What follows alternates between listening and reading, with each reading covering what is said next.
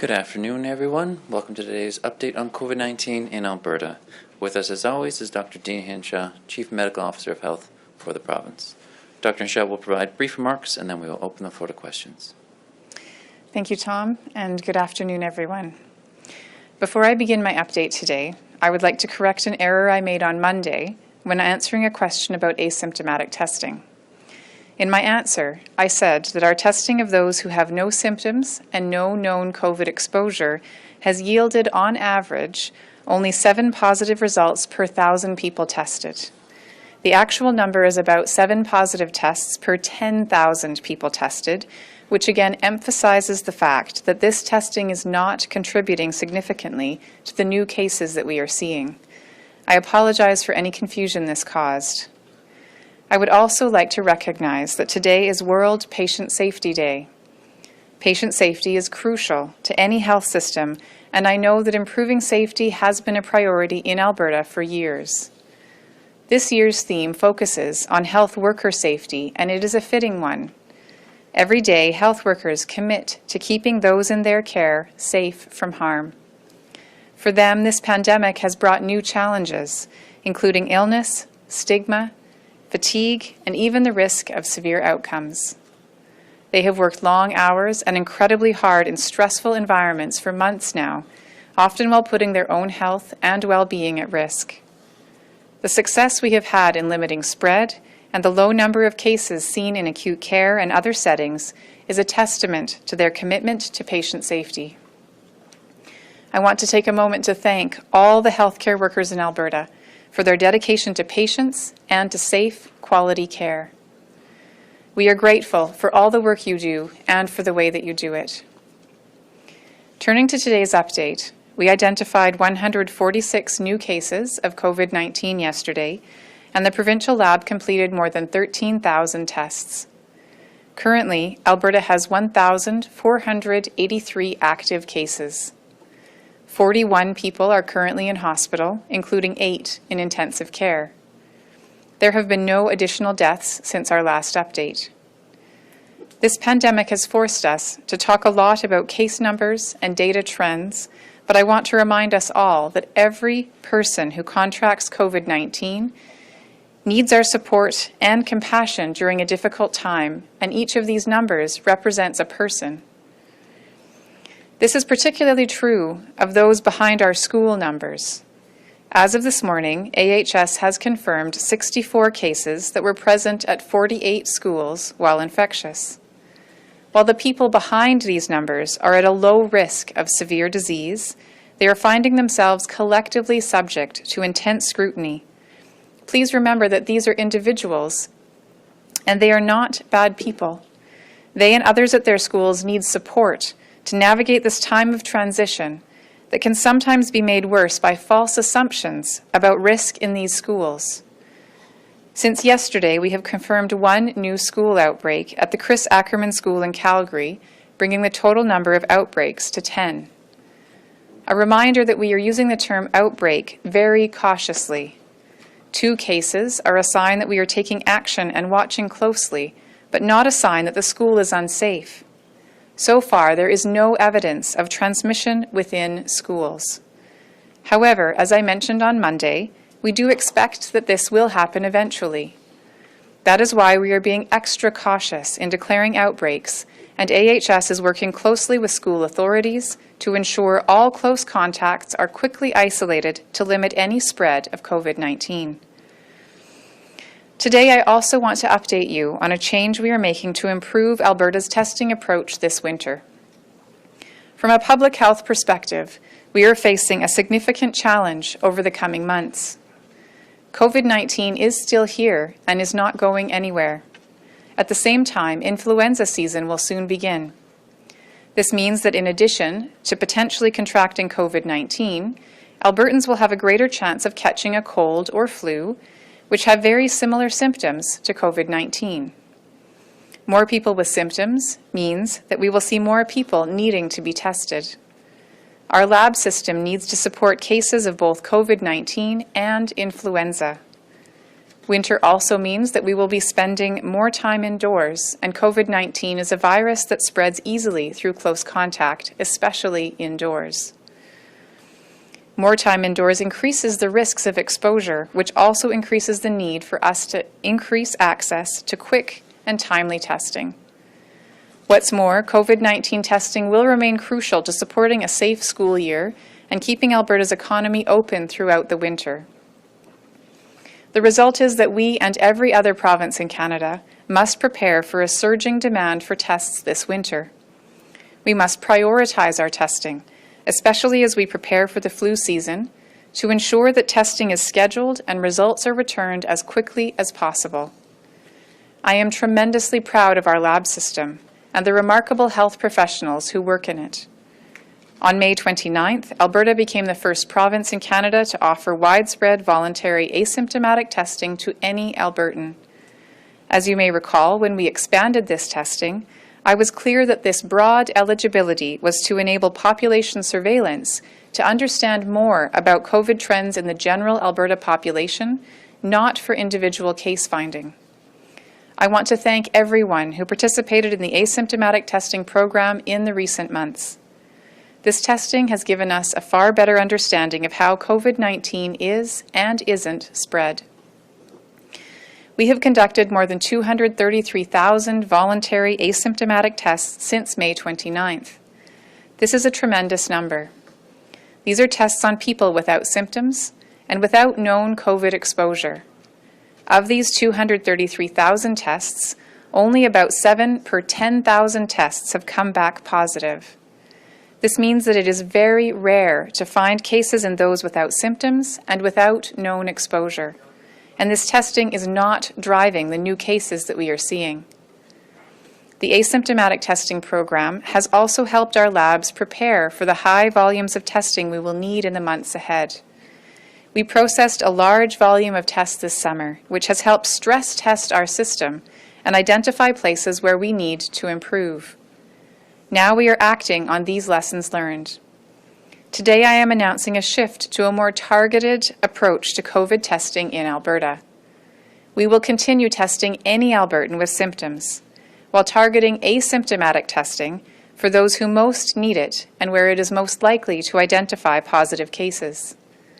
This is the best way to limit the spread of COVID-19 and protect the health of Albertans during the winter and flu season. Let me be clear. Anyone with symptoms, anyone who is a close contact of a confirmed case, and anyone who is linked to an outbreak will continue to be tested. These are and always will be our top priorities and are the highest value clinical tests. In addition, asymptomatic testing for those with no known exposure will continue to be offered for priority groups that are most at risk of spreading COVID-19 to vulnerable or at-risk populations.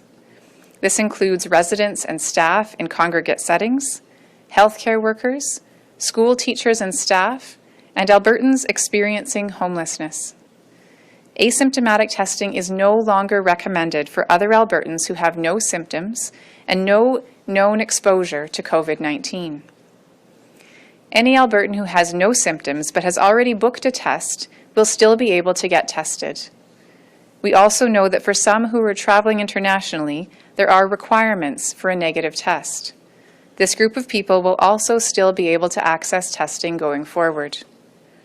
This change to focus on priority groups will help ensure testing is scheduled as quickly as possible and shorten the length of time that Albertans are waiting to get results.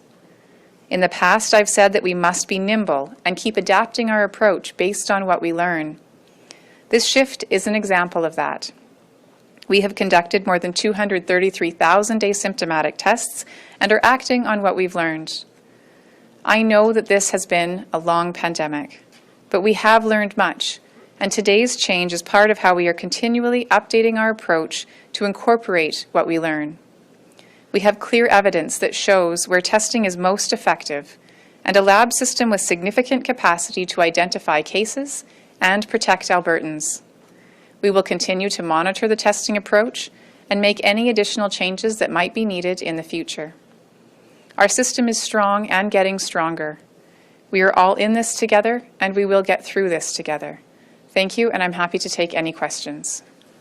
All right, we'll go to the phone now. In addition to Dr. Hinshaw, we also have Andre Corbold, Deputy Minister with Alberta Education, who's also available to answer questions. Operator, could you put through the first caller, please? First question is from Jason Herring, Postpedia. Please go ahead. Good afternoon, Dr. Hinshaw. This morning, Ontario announced they were reintroducing restrictions on gatherings in some regions due to a recent surge in cases there. This is despite the fact that Ontario has generally had a lower positive test rate than Alberta. Given this, I'm wondering if you are considering recommending restrictions to gatherings to be similarly reintroduced in Alberta. Ontario, as you say, has made decisions that are appropriate to their context and the trends that they are seeing there. In Alberta, as I've said before, we are looking very closely to see if there are trends where we're identifying significant transmission issues. And we will obviously have discussions if we identify one single activity that seems to be where most of these issues are happening. As I've said before, often we see transmission happening within social settings, such as people gathering in their own homes. And it's very challenging to be able to put formal restrictions in place that would limit that activity. What we need to make sure we do collectively, all of us, is both ourselves and encouraging others to be thinking about the responsibility that we have to protect those around us and not to leave that to others to tell us what to do. So I think, we've done our best to make sure that the guidance is very clear and that the ways that Albertans can protect those around them is laid out. And so what we're doing, of course, is, again, watching our data, but also really encouraging Albertans to continue making decisions to protect themselves and, critically, the health of those around them. Operator, could you put through the next question, please? Next question is from James Keller, Globe and Mail. Please go ahead. Could you explain sort of how the pharmacy testing program will fit into this change? Will they be also sort of operating under the same rules as far as, not broad asymptomatic testing, but only these limited groups? Yes, that's correct. So pharmacy testing will still be available and accessible to the groups that I mentioned with respect to anyone who works in a continuing or congregate care setting, residents of those settings, teachers or school staff, and healthcare workers. So they would be able to access that testing through the pharmacy if they wished. But as I mentioned, others who don't fit into those categories, we would not be recommending testing for those people at this time. Again, the eligibility is really focused on those high priority and, of course, those who are symptomatic or close contacts who would need to go through the AHS assessment centres. Operator, can you put through the next question, please? Next question is from Rafi Bouchikanian, CBC. Please go ahead. Hi, thank you. Dr. Hinshaw, I guess I just wanted some clarification on what you mean when you say that you've conducted so many tests of asymptomatic people and have determined that this is now the new shift you want to go through. So are you saying that a majority of asymptomatic tests of people who weren't part of priority groups or who were not exposed to contact turned up negative? Is that why this shift is taking place?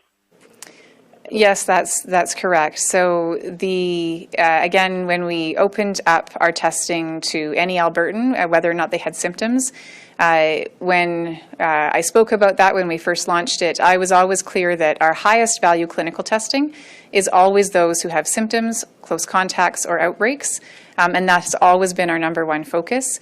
When we were moving through our relaunch phases in May and June, to expand our ability to monitor the potential for spread in the population that we might not be detecting with our high priority testing, we did expand at that time to be able to do that monitoring and allow Albertans to have access to that to help us understand what was happening within the population. But we've really seen, again, that if an Albertan has no symptoms at all, they have no known exposure, they're not part of an outbreak, we have had a very small number of positives that we've identified through that, but the vast majority of people who were tested in that category have tested negative. And again, the purpose of that testing was to help us monitor that population over time. We've done that. We've confirmed that, again, there's an extremely low yield for that kind of testing. And so we really are moving again back, anticipating that as we move into the next few months, there will be many more people who have symptoms, who need to be tested rapidly, and we need to shift back towards that high clinical value with those priority groups, as I mentioned, still being able to access testing to make sure that we're preserving that particular piece of the system. But again, our highest priority always is and always has been those where they have symptoms, close contact, or outbreaks. Operator, could you put through the next question, please? Next question is from Helen Pike, CBC Calgary. Please go ahead. Hi, Dr. Hinshaw. Thanks so much for taking my question. A lot of Albertans and parents online are talking about whether or not Halloween is canceled or how to even do it this year. Can you give an update on where the province is at on that? Absolutely, recognizing that Halloween is a holiday that many people enjoy and look forward to. Halloween is certainly not canceled. It will look different this year. We don't have final guidance available, but we are working on it. And ultimately, as with any activity that we do during COVID times, we need to think about how to do it safely, how to make sure that the activities don't put people at risk of either getting COVID or potentially spreading it to others. And those are the kinds of things we're working through in the guidance. So we are working on it, and we will have that released in the coming weeks. Operator, can you put through the next question, please? Next question is from Sean Fournette, CTV. Please go ahead.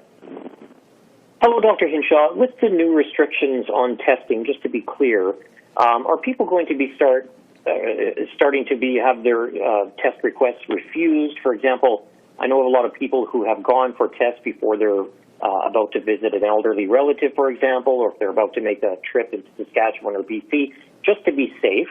Are those people now going to be told no? Because seems to be quite a change in messaging from before when you were urging all Albertans to go and be tested. Yes, and again, we really wanted all Albertans to take advantage of that, particularly to help us understand what was happening in the population. And I want to be really clear that I'm very grateful for all Albertans who took advantage of that, who helped us out by going to be tested and helping to be a part of that population-based look at how is COVID spreading. And I honestly, again, I think what we've learned from the very large amount of testing we have done with the extremely low yield in positive results is that if an Albertan is thinking about, for example, traveling to Saskatchewan, visiting a loved one, if they did go to get tested and it took even a couple of days for them to get that result back, remember that testing is just a snapshot in time. It tells you at that moment in time whether or not there was virus that could be picked up on that test. It doesn't tell you if the day after, 2 days later, or a week later, you may have COVID at that point in time. So again, really want to acknowledge the Albertans who took their time and came and helped us out with the population surveillance. But we need to now learn from that and say that if you don't have an exposure to COVID and you don't have any symptoms, you're not part of an outbreak, that it's the other measures that you need to follow, such as if you're visiting a loved one in continuing care, wearing a mask, making sure that you're distanced for the bulk of the visit, if possible, kind of doing all those other things are what's going to keep your loved one safe. And that test, again, what we're seeing is that test really perhaps was an added layer of people feeling safe, but it's not an accurate predictor. It simply has a way of helping us understand at that population level what was going on. Operator, can you put through the next caller, please? The next caller is Julia Wong, Global News. Please go ahead. Hi, Dr. Hinshaw. The Canadian Pediatric Society says keeping children in school is critical for mental health. The Society says that tighter restrictions are needed to curb community spread. It believes wherever there is community spread, like bars and restaurants, social gatherings, those should be shut down first before schools are. It says schools should only be closed as a last resort. Is that something you agree with and can commit to? And if not, why not? Also, another question, a Mackenzie County councillor shared a Facebook post that called for people to not get tested for COVID-19 because it gives the government powers to lock down again. The Post also says just stop the testing and this will disappear overnight. What's your reaction to this information being shared and being shared by an elected official? With respect to the first question, the importance of in-person schooling is absolutely critical, and that was a part of our planning in terms of looking at our options for providing the ability for students to return to school in as close to normal setting as possible, knowing that with COVID we do need to have additional restrictions. When we look at how we manage the control of COVID-19 in a community, it's really important that we're thinking about the overall health of that community. And so with respect to, closing a restaurant first before a school, ultimately, I think, first of all, whenever there is a specific situation with an exposure, if there's an outbreak, or if there's a reason that a particular single location may need to have additional measures taken, that's really based on that individual context. And so that's something that we always do, no matter the setting, whether it's a school, whether it's a business, whether it's a community activity. If there is a significant amount of spread happening at that one particular location, then that location would need the appropriate measures directed at it. At a population level, in terms of additive restrictions, we need to think about the overall impact of whatever it is that we're doing. So absolutely, students benefit from being in school in person, but they also need to have be part of a family that has adequate income. And so thinking about the impacts on other sectors of our society when we impose restrictions or shut things down is an important part of that overall consideration when we're thinking about how to limit community spread. And ultimately, my message to Albertans is that we don't need formal restrictions to limit community spread.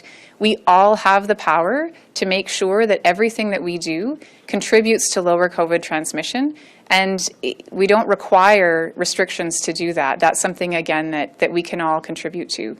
The second question with respect to the Post, I haven't seen it myself. My response to anyone who indicates that a choice to not be tested will help the virus disappear would be to say that unfortunately the virus persists whether or not we test for it, and when we don't know where the virus is, it gives it the opportunity to spread rapidly and broadly. And that's when, unfortunately, we do see consequences of the virus getting into populations that are most vulnerable to severe outcomes.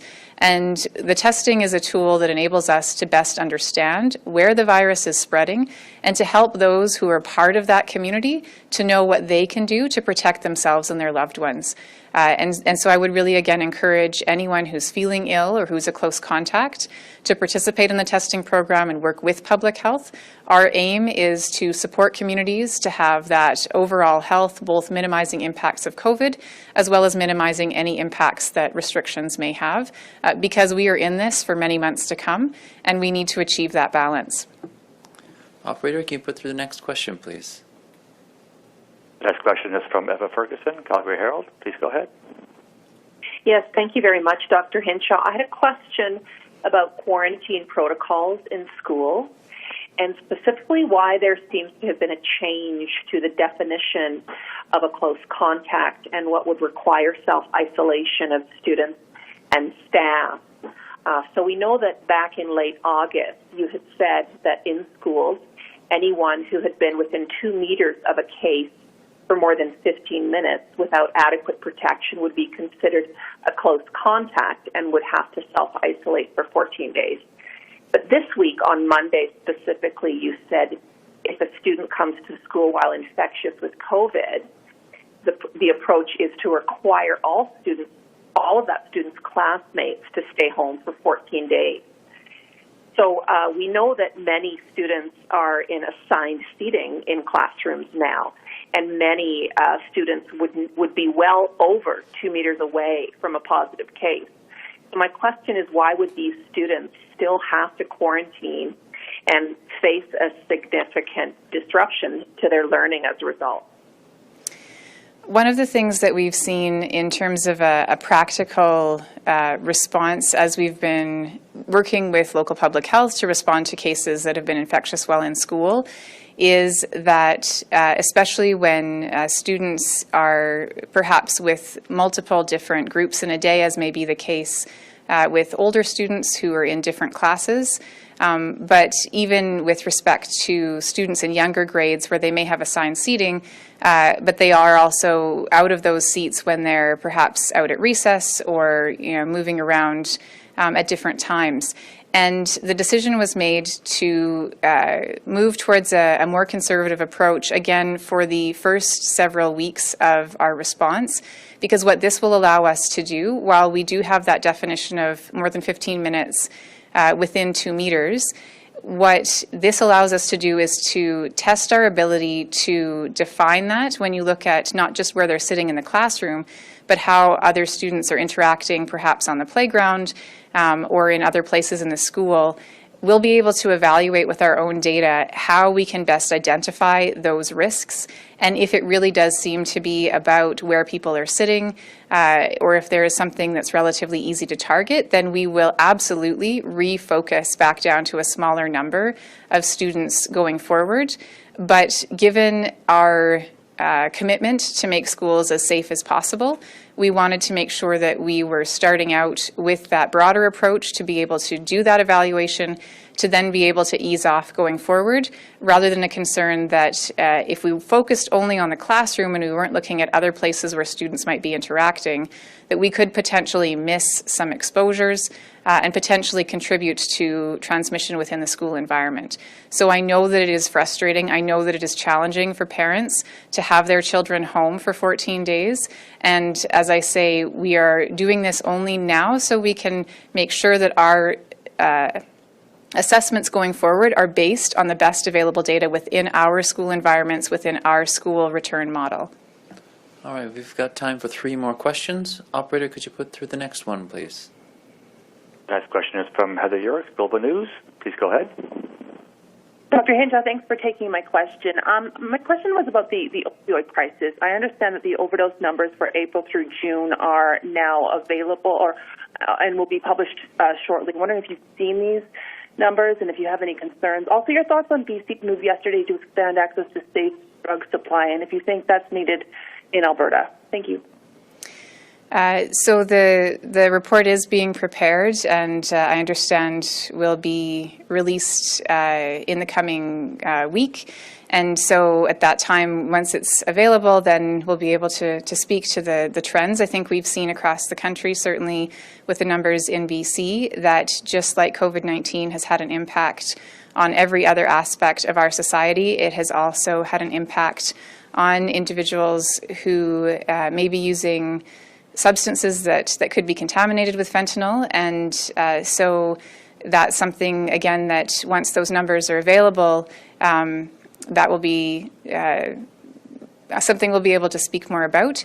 With respect to the question about BC's policy and moving to different kinds of drug supply, policy issues and policy changes would be, questions about that would be best directed to the Associate Minister's Office for Mental Health and Addictions. Operator, can you put through the next caller, please? Next question is from Alex McQuaig, CHAT Medicine Hat. Please go ahead. Thank you. This is a question for Dr. Hinshaw. You touched on this a little bit regarding the overall impact and the adequate income supports. Here in Medicine Hat, we're hearing a lot about parents struggling with having used up their sick days, having used up their vacation days, not having necessarily the financial supports, and a number of parents are home with aren't at work, they're home with their kids. Can you talk about what supports are available for these parents in this community that historically has one of the highest percentage of minimum wage earners in the province?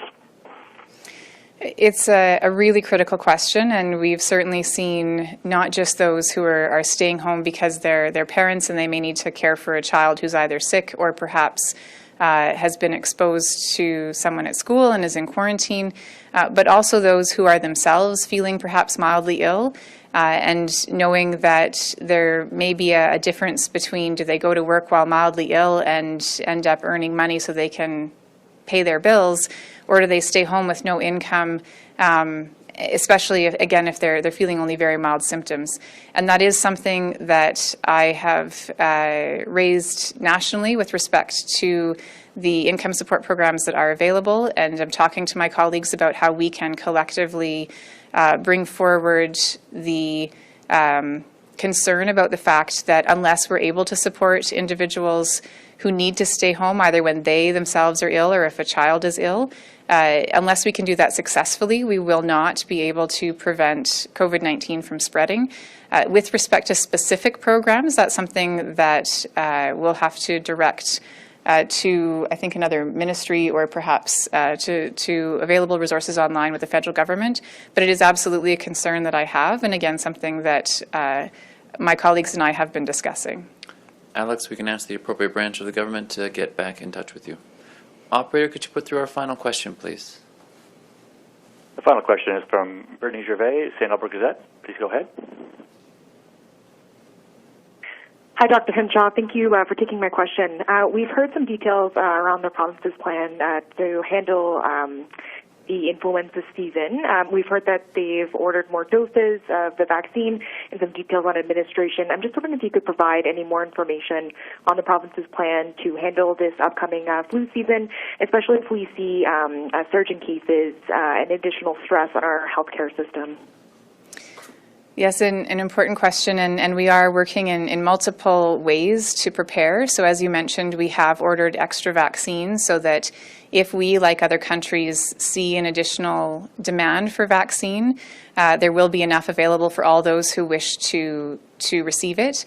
And we also have worked with the federal government to access a high-dose influenza vaccine that will be available for those in continuing care. We also are working to make sure, as I mentioned, that our lab testing capacity is ready and able to respond to increased demand for symptomatic tests. And of course, as we're looking ahead at the coming months and thinking about both the ability to respond to COVID-19 as well as influenza, making sure that those pieces are taken into account as we plan for any need for surge capacity within acute care or ICUs. So again, it goes from prevention all the way to response to those who are most severely ill, and those pieces all kind of come together in planning for the season, as well as making plans for the delivery of influenza vaccine to happen in ways that don't put people at risk of being in crowded indoor places. So we are taking into account those COVID-19 precautions as we plan through our influenza immunization program. And I expect that more details will be available in the coming weeks with respect to the influenza immunization program and our planning. Thank you all for joining us. Dr. Hinshaw will provide another update on Monday afternoon. Have a good day.